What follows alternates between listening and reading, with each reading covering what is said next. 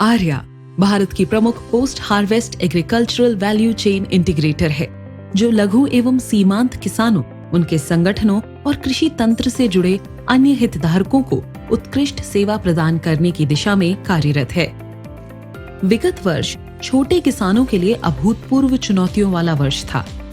छोटे किसानों की आय पर इसके नकारात्मक प्रभाव को कम करने के लिए आर्या ने ओमनीवोर सीडीसी और बड़े सरकारी संस्थान जैसे महिला आर्थिक विकास महामंडल, उमेद, प्रेरणा इत्यादि के साथ भागीदारी की, ताकि समुदाय आधारित संगठनों के 1 लाख ग्रामीण परिवारों के सामाजिक और आर्थिक विकास हो सके।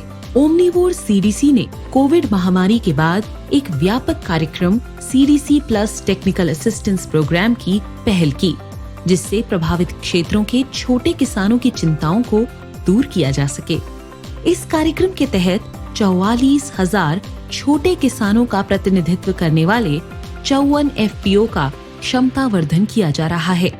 इस एफपीओ के 150 बोर्ड के सदस्यों और सीईओ को पोस्ट हार्वेस्ट के विषयों पर ट्रेनिंग दी जा रही है। इसमें गुणवत्ता युक्त खरीद, फार्म गेट स्तर पर भंडारण, गुणवत्ता की पहचान, कमोडिटी फाइनेंस की पहुंच और मार्केट लिंकेज शामिल हैं। इस कार्यक्रम के ही तहत इन एफपीओ के सदस्यों को पीपीई किट और महामारी से बचाव के हेतु अन्य सुरक्षा आपूर्ति भी प्रदान की गई।